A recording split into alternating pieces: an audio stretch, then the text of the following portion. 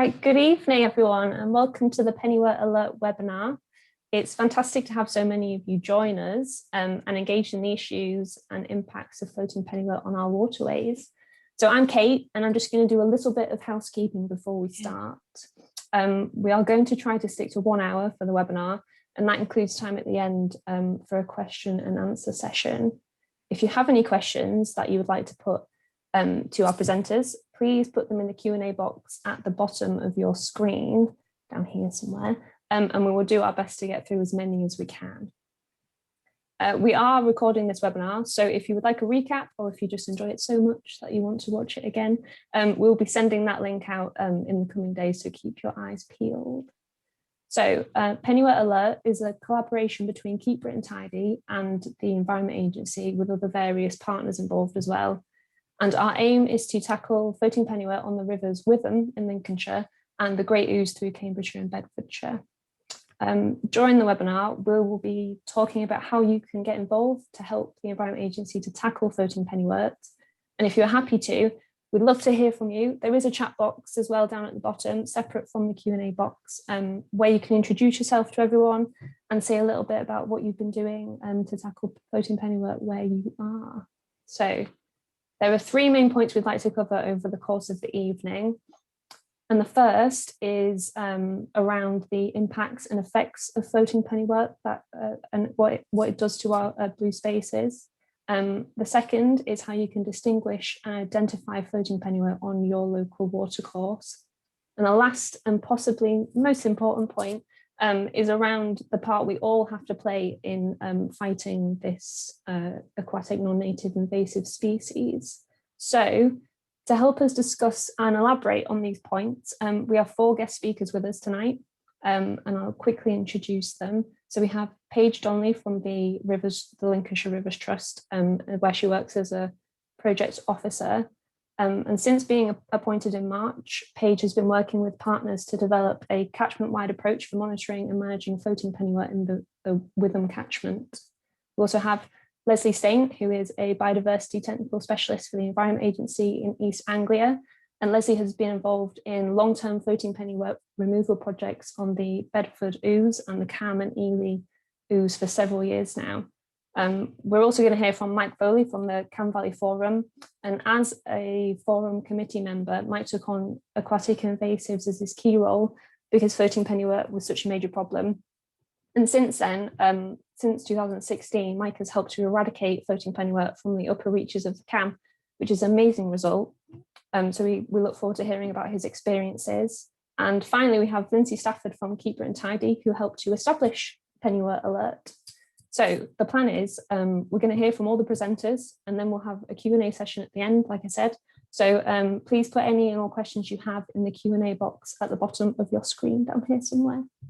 So without further ado, I'll pass over to Paige, who's going to talk us through the impacts of floating pennywort on our watercourses and the work she has been undertaking. So Paige, make sure you're a co-host. Fabulous. Lovely. Can you see my screen?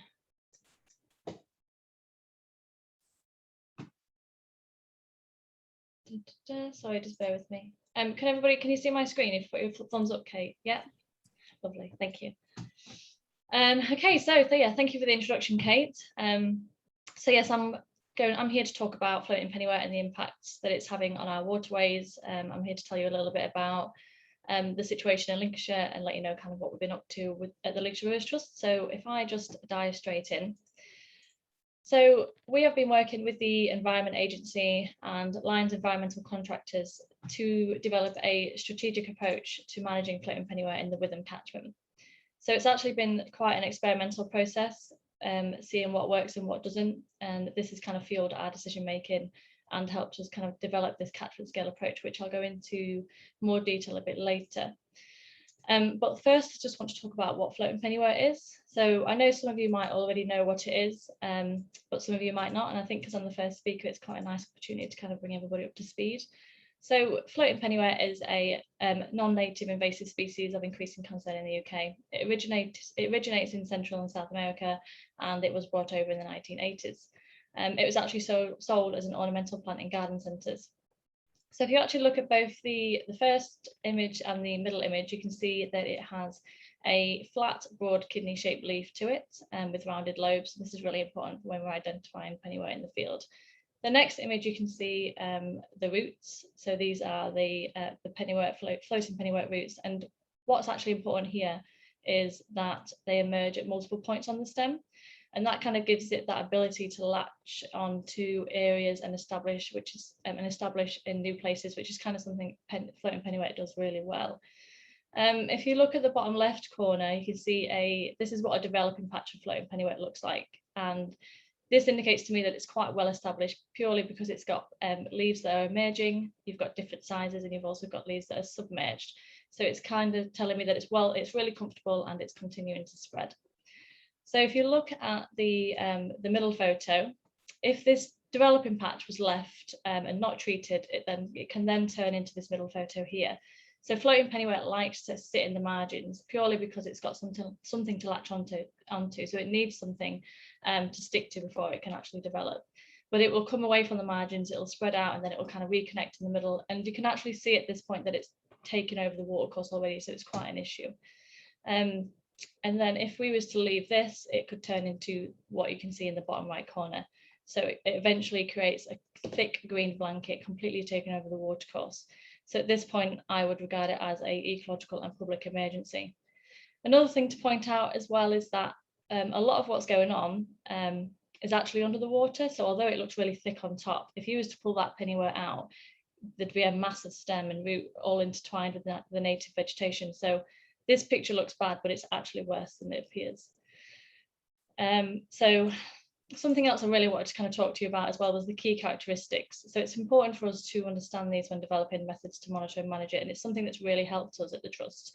So we know that it's a fast-growing species. It can grow up to 20 centimetres per day in optimum conditions. So knowing this, we must manage it a bit more aggressively in the summer months. And unfortunately, it still grows in cold conditions. And in the mid of winter, it'll actually just lay dormant. It won't die back. So it actually makes it an all year round problem for us. It's actually very brittle. So if you don't manage it carefully, if you just pull it straight out of the water, it can snap very easily, and then it will float downstream and re-establish somewhere else. And it does that by having that aggressive root system that I've mentioned, where they develop at multiple points on the stem. It makes it very easy to kind of set up in a new place.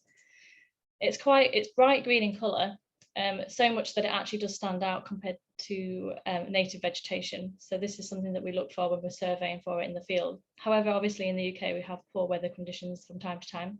So we do really rely on that kidney-shaped leaf to confidently identify it.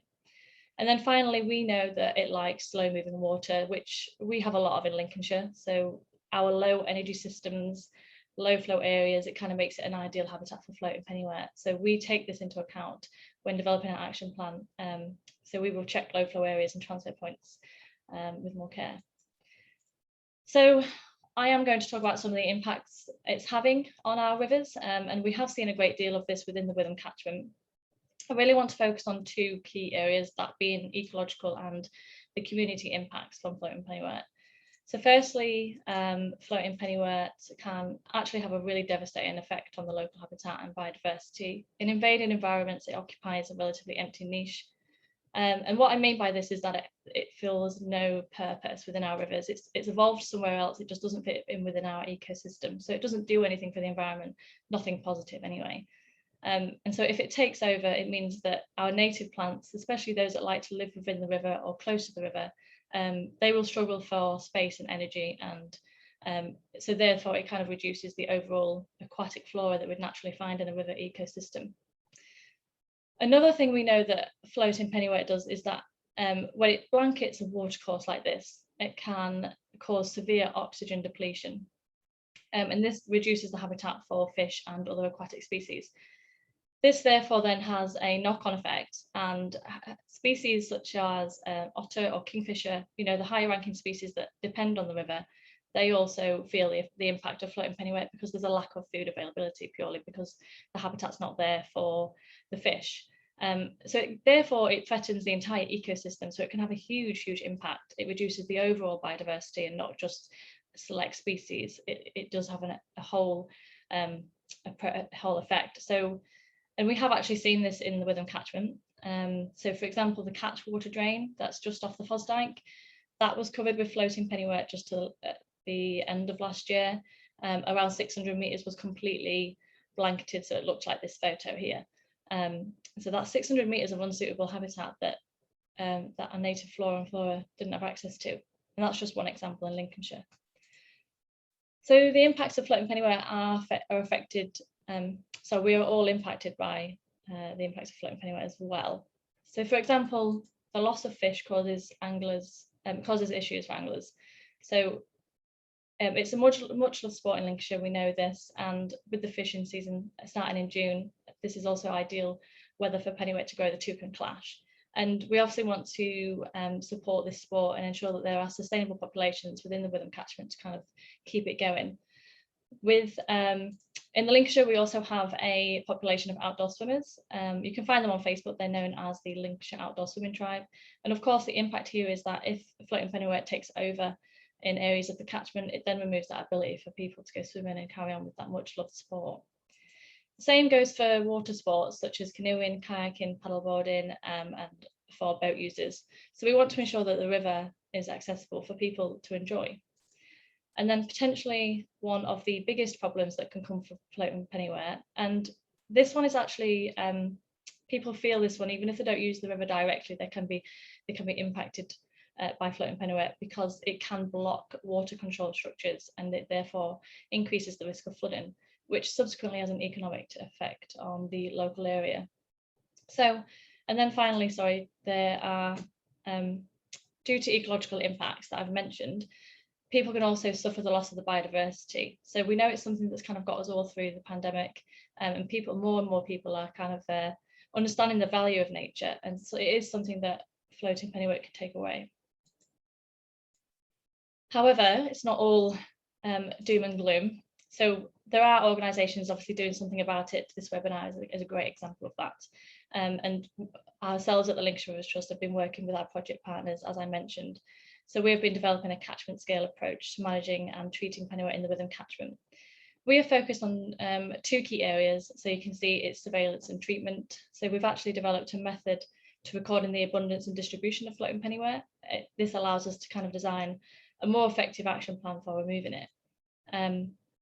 And so with our fantastic volunteers, we've also developed, our fantastic contractors, we have also developed methods for removing it.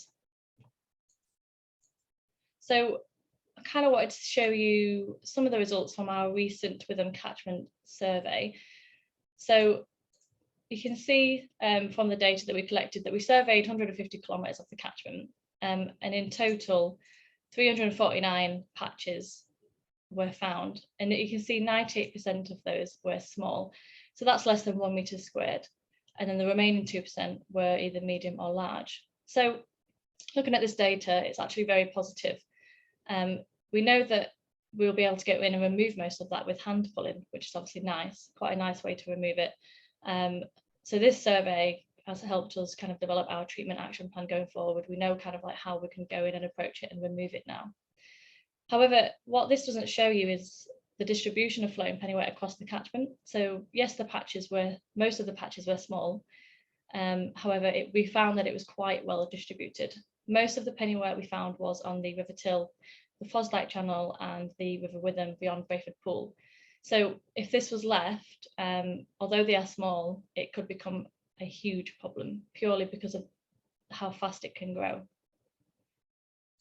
So I'm just going to talk about a couple of the methods. So there are two methods that have proved well for treating pennywort. You can see on this first photo, this is Nick, our wonderful contractor, who has worked with pennywort for years. And so Nick is spraying a large patch of pennywort with a herbicide designed for aquatic environments. This is something that we need to do if the patches are really big. So it's more cost effective and it allows us to treat more pennywort in less time. So sometimes we have to do this from the bank, and sometimes we have to do it from the boat. It kind of depends on the width of the river and the size of the patch. So the second method you can see on the right is there's some evidence of our hand pulling. And so with our results, as I said, because most of the patches were quite small, we know that we can go in and manage most of the pennywort that we've found recently in the Witham catchment by hand pulling. It can be tedious work, but our contractors are quite efficient, and they've proved that both methods work really well. So both spraying and hand pulling are a part of our action plan to treating pennywort within the Witham catchment. So I hope this gives you a bit of a picture of the situation of floating pennywort in Lincolnshire.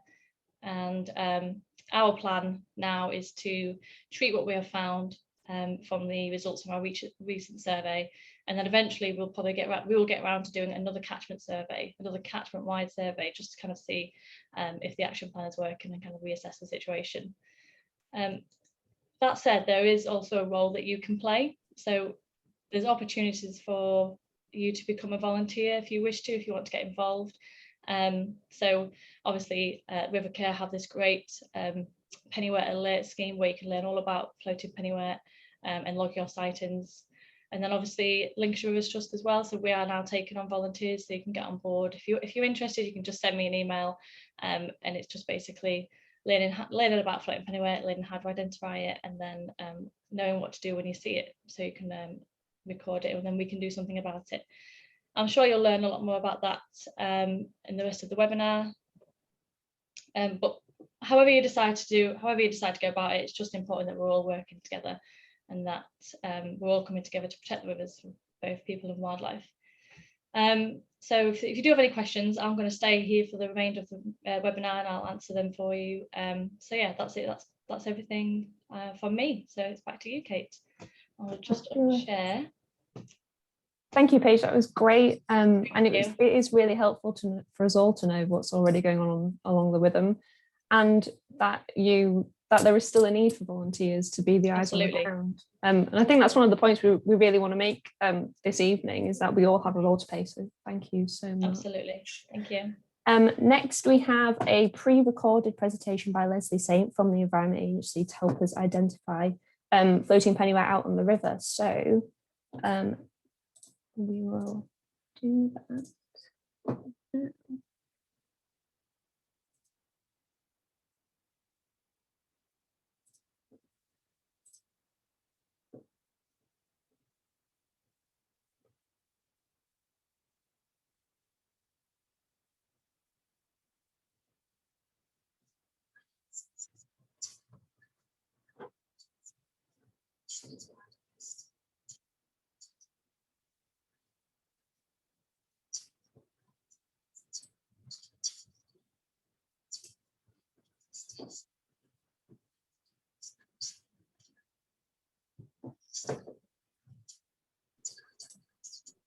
About how to identify floating pennywort.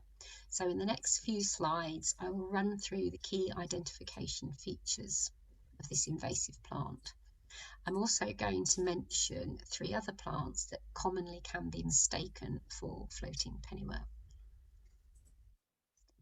They're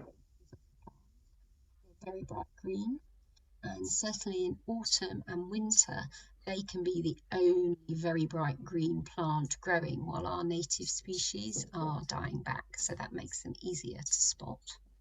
The leaves are waxy. You can see in the photo that the water droplets are sitting on the surface of the leaf. They're kidney shaped, and they can grow up to 7 centimetres across. Looking closely at each leaf, they're deeply lobed, and this lobe goes right back to the central stem. They also have highly crinkled edges.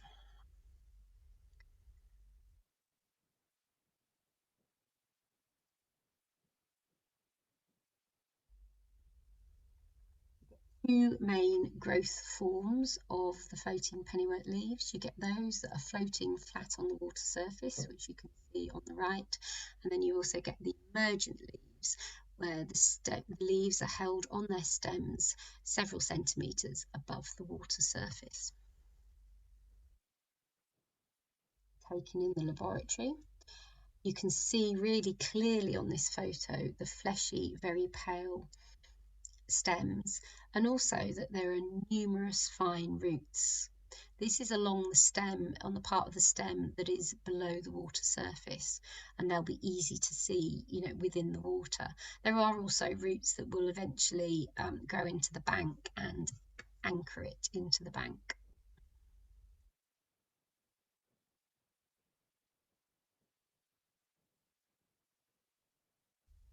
floating pennywort can grow free floating, but when it's established, it will be rooted into the margins. When a small leaf breaks off, and it can regrow from thumbnail size fragments if it catches in marginal vegetation or on a branch of a tree that's overhanging into the watercourse, it will then start to grow there, and you'll see leaves being formed and roots, but eventually it will grow back into the bank. Pennywort rafts themselves are like icebergs. Underneath the water there is a network of dense stems, and then above the water the leaves that you more commonly see. So the photograph on the left shows a very newly established floating pennywort raft. All the leaves are just floating on the surface. They're all quite small. The one on the right shows one that's further on in the summer. It's been growing for a long time, and it has a mixture of floating leaves at the edge of the raft and then the much denser packed leaves that are emergent over the rest of the raft area. Can be easily confused with is watercress. The picture on the left here shows watercress as it's beginning to grow in the margins of a stream. It's not yet fully emergent, so it does look very much like a floating pennywort. The picture on the right is a close-up, and in this picture you can see that the leaf arrangement, so how the leaves grow on the stems, is very different. There's multiple leaves to each stem, and the leaves are much rounder without that deep lobe than on the floating pennywort.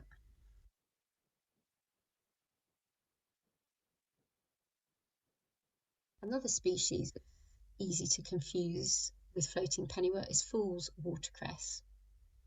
Looking at the picture on the right, I hope you can see that the fool's watercress has its leaves arranged in opposite pairs along the stem.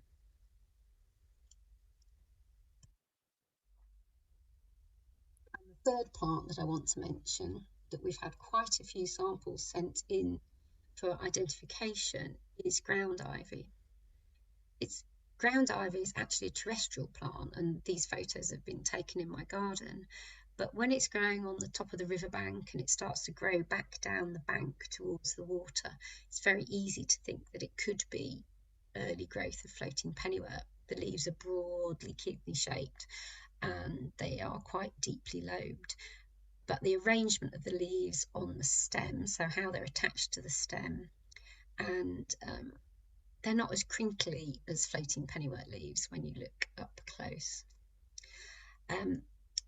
If you're out and about and you see a plant that you think is floating pennywort, if it's safe to do so, please take a photograph of it and then send it to us via iRecord.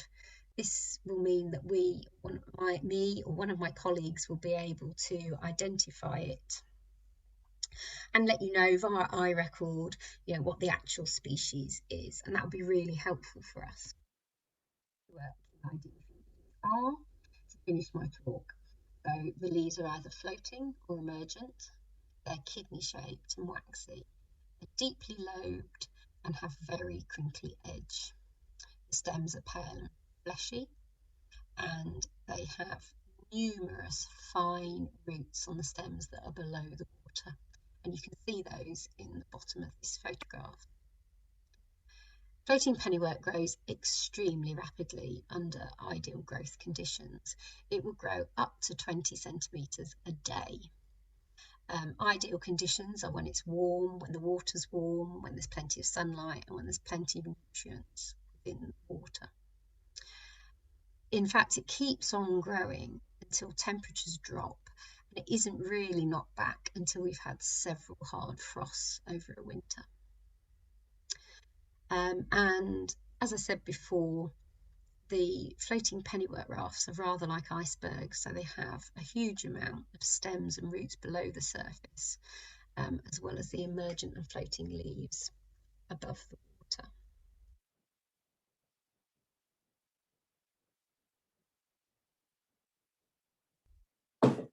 Fabulous. Thank you for that presentation, Lesley. Lesley is with us on the webinar, so if you do have any questions about her presentation, please put them in the Q&A box below. Fab, Right, next to hear from is Mike Foley from the Cam Valley Forum about the work he has done and some of the lessons he has learned from his experience. So over to you, Mike.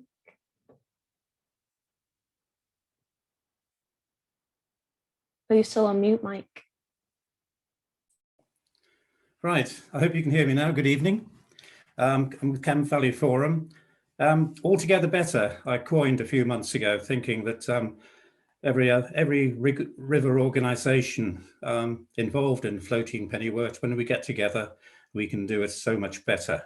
On this first one, we've got before and after removal, and the bottom right is a ditch with quite a few tons in. That was done purely by volunteers. So even huge, hefty mats can be cleared, though we weren't mad enough to try to do it in August, which was this peak time.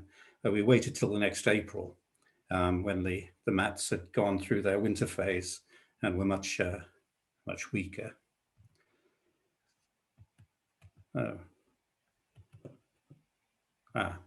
So Great Ouse. One of my concerns, apart obviously from the health of the river itself, is where Pennywort might end up. And just down the river is, from the Pennywort, is the Ouse washes, 80-kilometre plus of ditches. Certainly don't want it to get in there. And we know that Pennywort does float down in great amounts during floods in the winter. Hopefully, once they reach the washes area, they'll just go out to sea on the Delf or the New Bedford River, which the rivers on either side of the washes. But about a year ago or so, I did find Pennywort in the New Bedford River. And also it was trapped at the sluice at Erith, which was going into the New Bedford. So there is a chance it could get into the Ouse washes, and that's even more of a reason for eradicating Pennywort throughout the Great Ouse. So we want to find it for two reasons. If it's a new outbreak, and it's a large outbreak, unexpected, a new area that hadn't been looked at before, we need to know about it. And also, if we've been removing it and we think we're close to eradication, we want to keep on monitoring, mustn't be complacent, and we have to look time and time again for small mats to arise from where we'd missed them in the first place. And we have so many waterways with high, tall vegetation on either side that walking and trying to peer over, it's fine for big mats, they can be seen so easily, but it's the small strands, the small mats that are tucked into the water's edge that we want to find early on. And there's nothing better than the canoe. Though if you do have vantage points, even binoculars can be pretty good. And there are some stretches where you can walk for long distances and look carefully. And a drone, well, a drone could be very useful if you got open countryside and you got permission. And the other thing we're looking at is satellite imagery. Perhaps Copernicus might be able to pinpoint Pennywort. It's got a horrible evil green color. And even though I don't think it stands out amongst other plants too well, we might find that we can take a map and the Pennywort will glow out at us in a different spectral color. But that's for the near future. So we start with the big boys, and we have boats such as the conveyor Berkey, where once the cutters have cut a swath of the Pennywort, the conveyor belt grabs it and it just brings it up in huge amounts to be stored until it's taken out at some other point. And also we've got the smaller Swede boat, which can work very well. This is the Cook Stream near Godmanchester. And this guy must be very patient because he knows he's got an awful lot of Pennywort to get out. But bit by bit, these things work very efficiently. Having said that, they have to be lifted up and sort of shaken onto the bank. They can't get it any further away from the river than that. And as you can see, what can be left is a fringe of Pennywort, which perhaps was missed, or more likely it's been shaken back into the water. So if you're going to do this sort of work, it's a good idea to have a boom just downstream, so that anything getting into a fast flowing river won't be swept away to be trapped further down. So talking of trapping, the cam above Cambridge, which we first started to work on, wintertime, we did get trapped pennywort within willows, which were either growing from the riverbed or were fallen or dangling in the water. And once you leave these, they just grow into these large, dense mats, which become uncontrollable. So what we tried to do in April was to rake out from punts. This was our first punting trip. And I think our morale was not too good, because perhaps we didn't have the right tools, perhaps we didn't go back again frequently enough. But we sort of, 2017, we just looked on and saw the pennywort come back. Canoe Club Cambridge joined us in the autumn, and partly because they wanted to find a way through the tangling pennywort so they could actually enjoy their leisure. But eventually, with Anne Miller, a colleague of mine, she organized some funding, and we had 90 man days of pruning back of the willows, a one-off situation, because we don't like doing this too much for the habitat. But you can see the pennywort on the left, which is still there. You can see the effects of the pruning on the right. And at the same time, at the beginning of 2018, we had an almighty flood, which tended to push everything downstream as well. And we had a chicane boom, which trapped everything, well, most of it anyway, because we certainly didn't want that to end up in the lower cam. Having done that, all we had to do was go back time and time again in canoes, kayaks, or on the bank, and look for little bits which we had missed and catch them before they started to grow into a bigger mat. The smaller the better, in my opinion, if you can see it. So for the upper cam, Cambridge to Grantchester, we had quite bad situation, and now we've eradicated it, though we're still looking. So going on to the lower cam, again, I consider canoes to be so important, and especially Canadian canoes, because you can put a builder's bucket in the center of it to fill up. So we had a working party in June. It was, pennywort was building up, but we had Tom Larnick of the Cam Conservators with his weed cutter. And I'm showing this slide because it just shows that it's important to have some communication and coordination with other organizations. Some of the mats at this time were too big for canoes. We'd have spent all day just sort of doing a small section. So he took out the bigger mats, leaving the remnants for the canoes to take out. Of course, some of these remnants were in bramble, in reeds, in fallen branches. So it's not an easy task. You have to spend quite a lot of time, even if it's a remnant. We have to inform the marina and moorings owners that they have a contribution, and this particular lot were enthusiastically taking it out. It took us from 2 o'clock until about 7:30 in the evening to do, well, you can't see it all, but there was a lot there. So this was back in February, I think. All we have to do now as a volunteer is take out the little bits and pieces which inevitably will persist there for a year or two. And also the Cam Sailing Club, they've promised to get involved this year. They couldn't last year because of COVID, and they'll be patrolling from Clayhythe to Watersham Loch. All these people together will be helping. And of course, we've got Ben Jones at Jones Boatyard at St. Ives. He has been volunteering, and he's been towing volunteer canoe boats up to Houghton and the trout stream and around there, so the volunteers can work in the canoes. It's always good to get canoes in the right place quite easily, because you don't want people to be tired before they actually start the work. So just a few slides on what the pennywort looks like in the winter.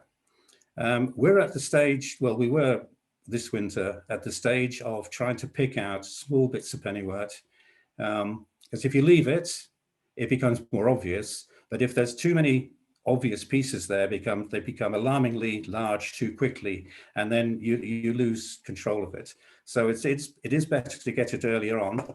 And you can see within these two black lines, these tiny little pieces, which have gone a bit pale green, a bit yellow, not brown, but sort of yellowy green. But they're dangling down maybe about 30 centimeters, and the underwater part of it is perfectly healthy.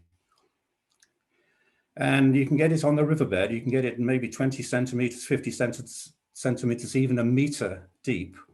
And eventually they'll come up and produce a mat. So difficult to see these unless you actually stand on the bank and look intently. And you also, if you get some waves on a windy day, you can't see them. So these things can be missed.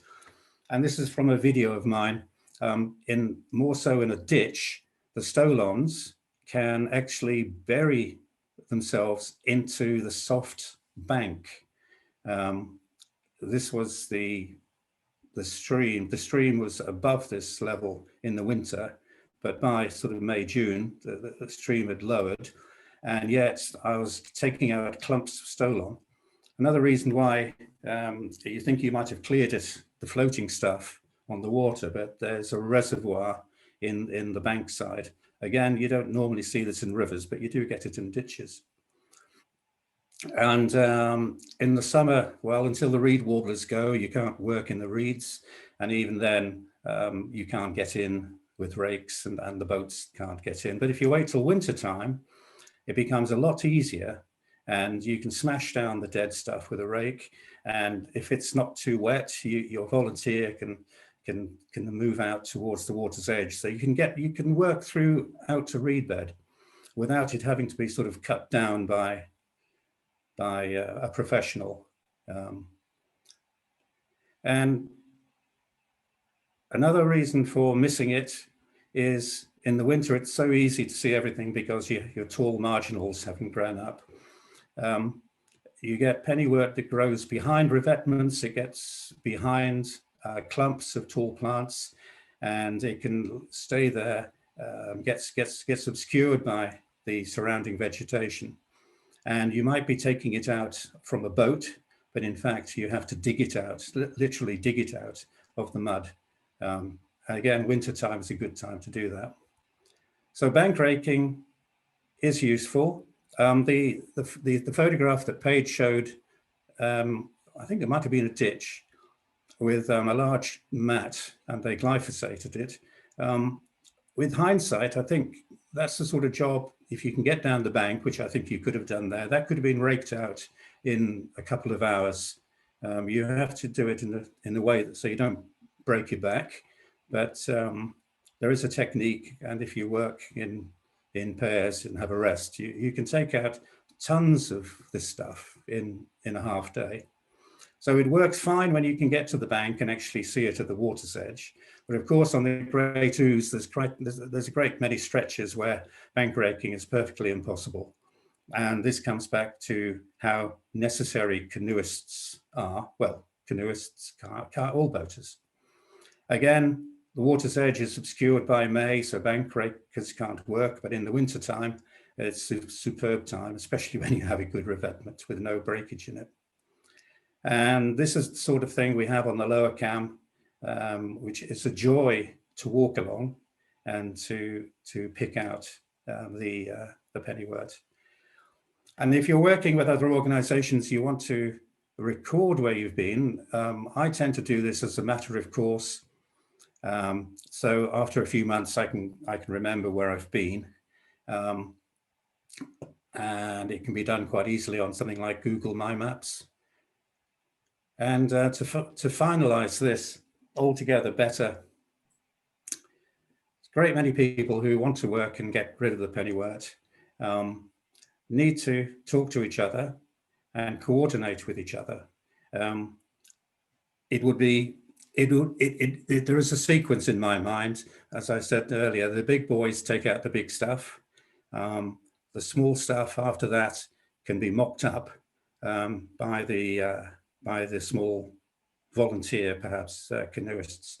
And I think most importantly of all, we need to have good communications and feedback about what we're all doing, so that we don't miss out sections, and we coordinate the timing so that everybody can do things most efficiently.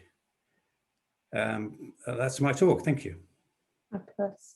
Thank you, Mike, for the presentation, and thank you for the reminder about how important recording any sightings of floating pennywort is, so that we can properly communicate with each other. I think it's really important. And to elaborate on that point, we have our final speaker, Lynsey Stafford, who's going to talk about what we can all do to work together and to help. Thank you, Kate. I'm just going to share my presentation.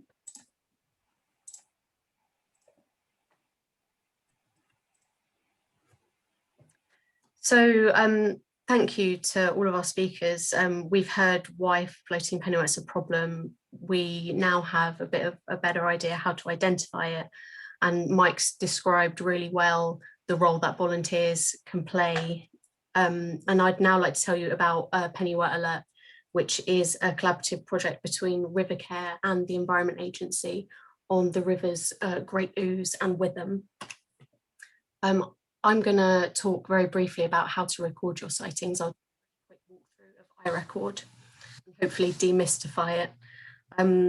I will ask you to spread the word, and I'll tell you about some materials that we have available for that. I'm going to put a plea out for paddle and angling clubs on the River Great Ouse and the River Witham to get in touch with us to join Pennywort Alert, and I'm going to talk about what that might involve. And I'm going to talk really quickly about Check, Clean, Dry as well. Let's start with recording. So the reason that we're asking for sightings, I think, has been spoken about a few times tonight already. It's really fast growing. It's really hard to keep track of.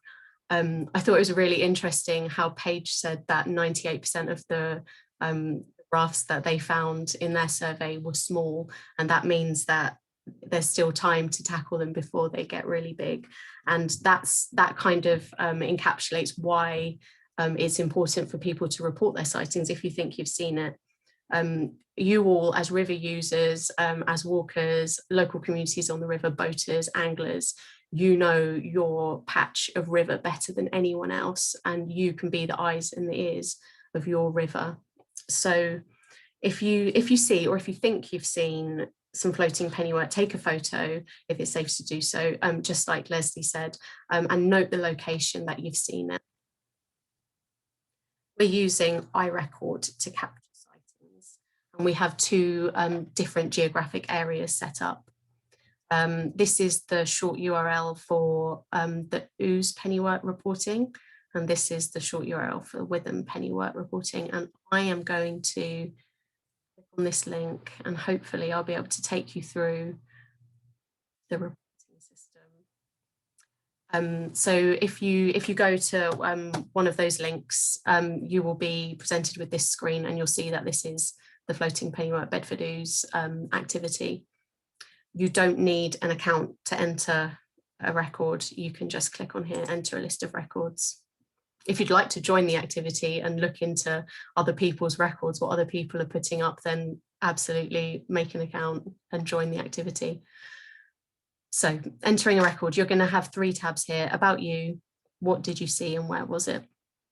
So first of all, you'll be asked to enter your details, and I'm going to go through how to enter a record. So I've entered my details. Like I said, you don't need an account, but it will ask you for an email address. And I think Lesley touched before on the reason for that, because you will get feedback on your report whether or not it was floating pennywort. So next we're going to click on what did you see. So we're going to put a date in here.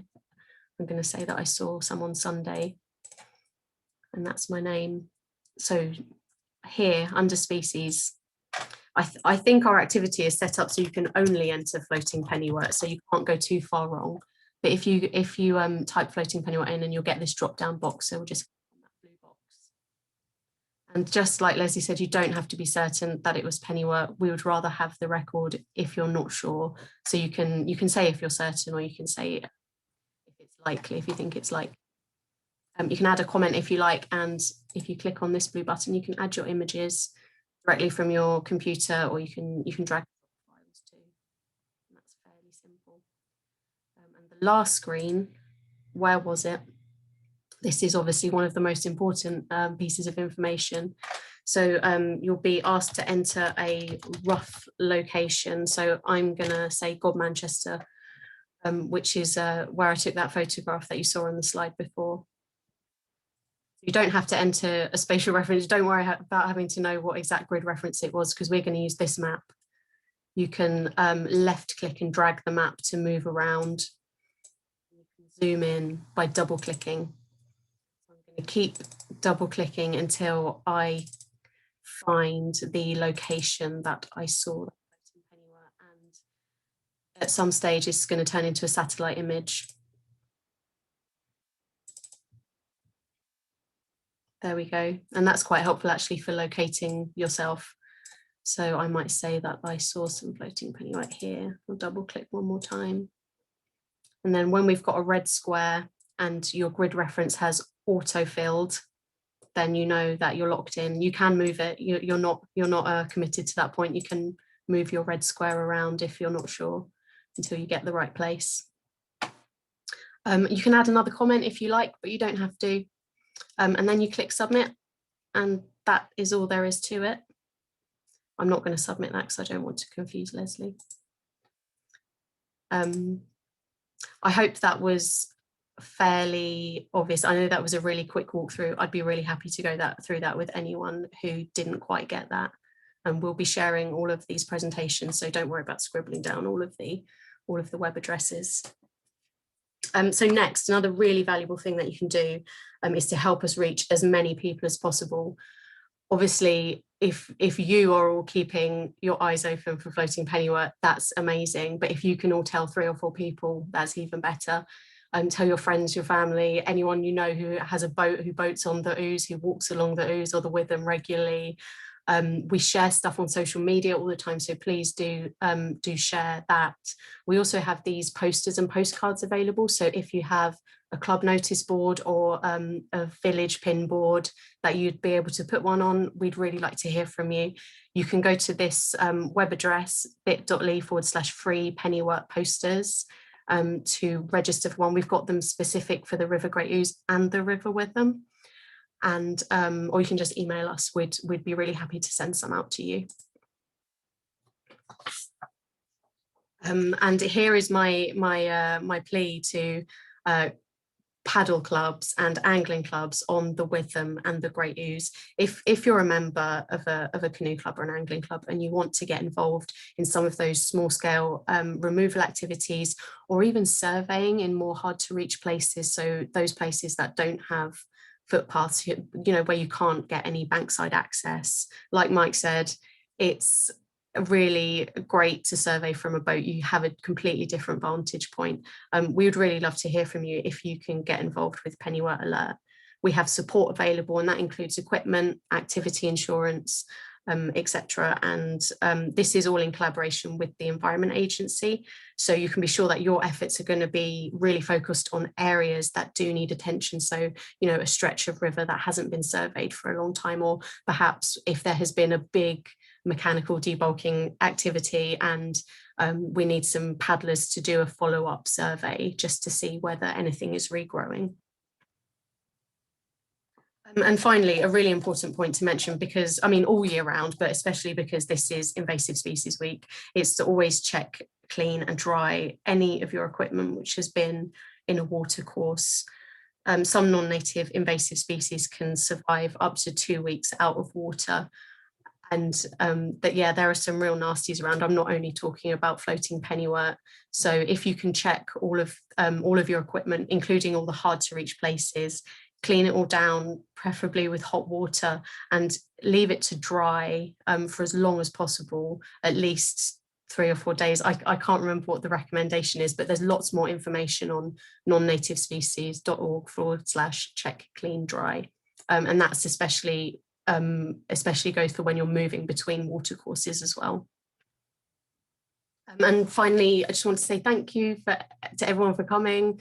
It's really nice to see so many people here. Please get in touch with us.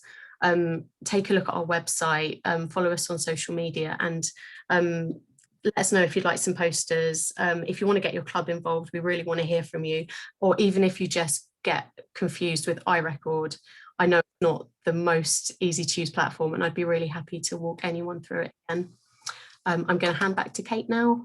Hopefully we've got time for some questions. We do. Thanks, Lynsey. As Lynsey said, the webinar is being recorded, so any information or steps you would like to hear again from Lynsey or from any of our presenters, that will be available to you later to replay as much as you need to or want to. Great, so we have plenty of questions coming in through the Q&A box, and we'll very quickly go through. We have about 7 minutes left, so presenters, I hope you're ready for these. Richard Atkinson, you've asked, please could we share these slides? Of course we can. I think all of the presenters are happy to. So we can, well, they're on the recording anyway, so yeah, they'll be out with those, and if anyone would like to talk through or see them individually, then we could maybe arrange that. So yeah, definitely.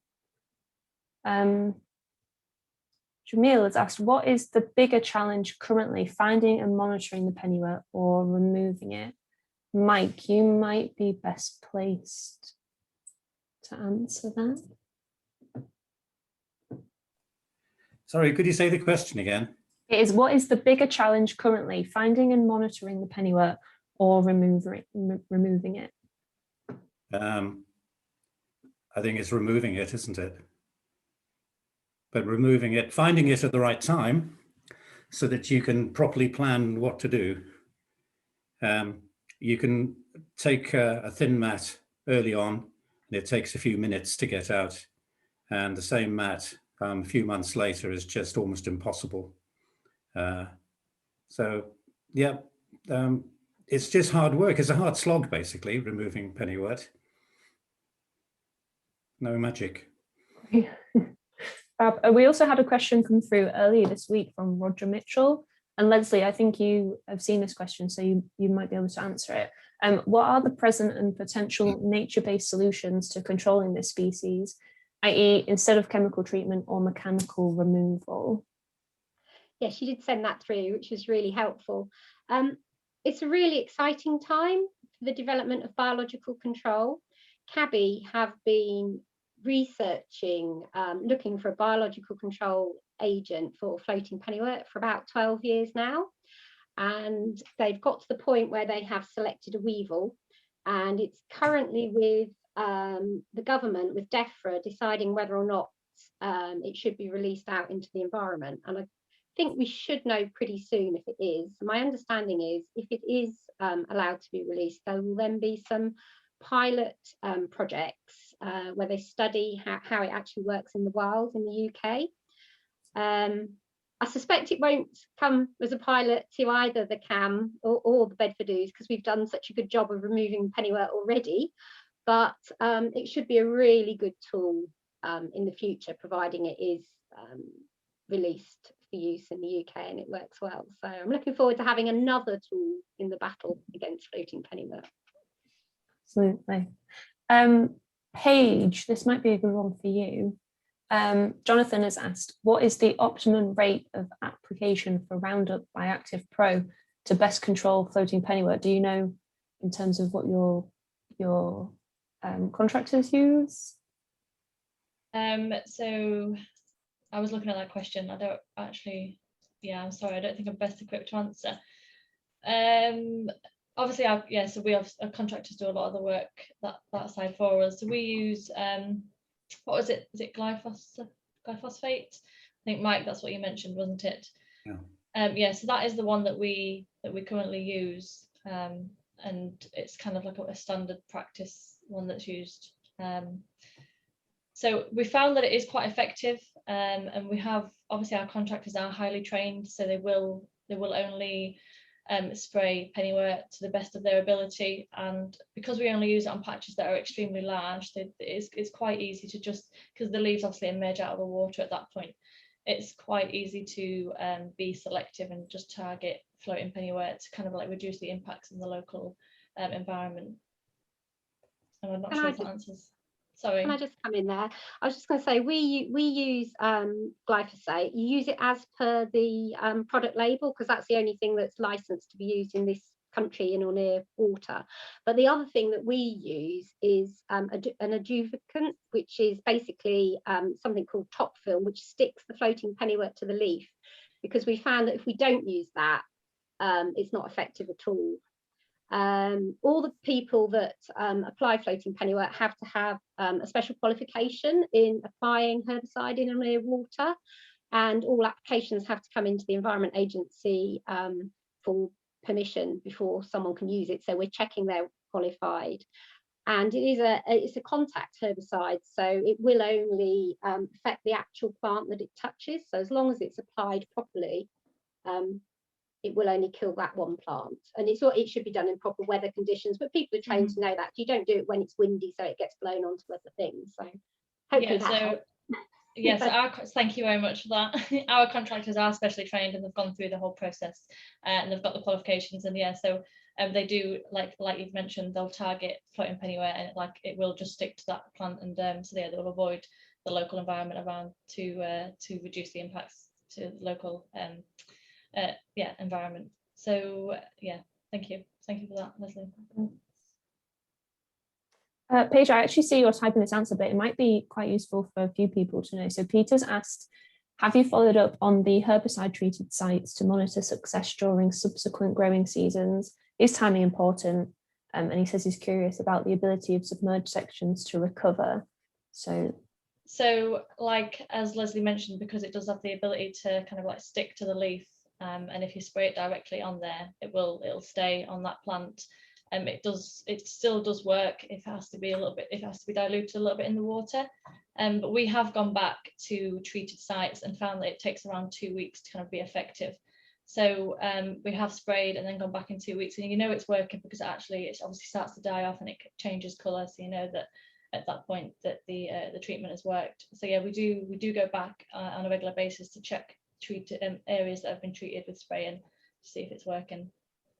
Yeah, again, do you mind if I just come in a moment? We found that it works. It can work really well. So we've used it on the ooze in places that you really can't get to safely, so behind booms. But what we have found is that we have had to go back and retreat it, so it will kill off all the top really, really successfully, but it doesn't necessarily get right. Well, we found it doesn't necessarily get right down into all of the roots and kill the whole plant.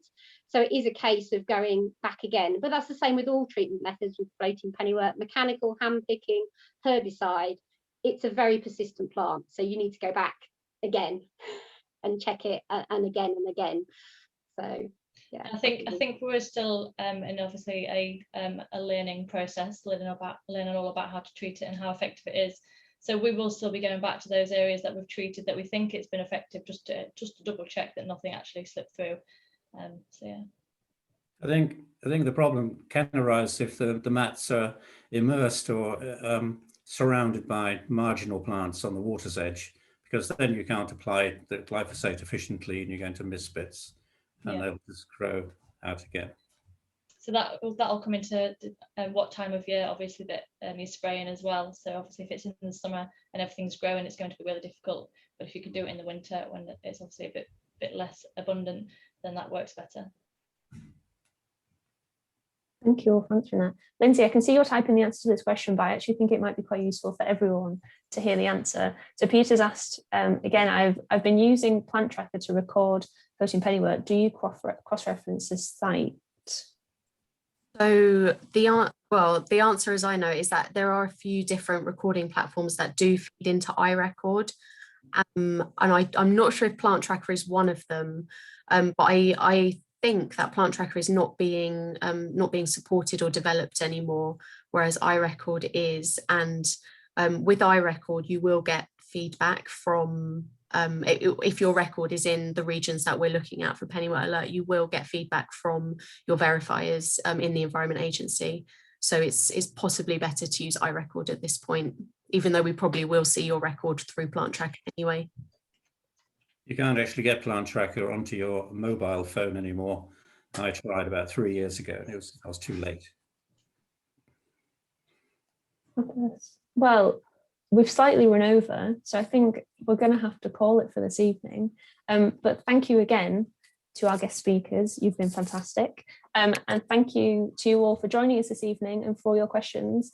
Please don't hesitate to get in touch with any further questions you have in the future, whether they come to you or in the middle of the night, and visit our website for more information, the RiverCare website, on how you can help us to tackle floating pennywort and how we can help you to tackle floating pennywort. So thank you so much. Bye. Thank you, Kate. Thanks, Kate. Very much, Kate. Bye.